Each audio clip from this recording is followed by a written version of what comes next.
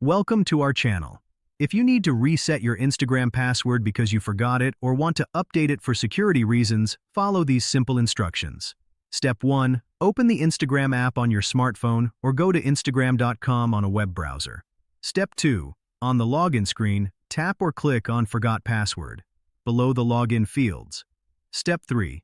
Enter the email address, phone number, or username associated with your Instagram account. Step 4. Tap Send Login Link or Send Security Code depending on your preference. Step 5. Check your email inbox or text messages for the password reset link or security code from Instagram. Step 6. Click the link in the email or enter the security code in the Instagram app to verify your identity. Step 7. You will be prompted to create a new password. Enter a strong password that is at least 8 characters long and includes a mix of letters, numbers, and symbols. Step 8. Confirm your new password by entering it again in the confirmation field.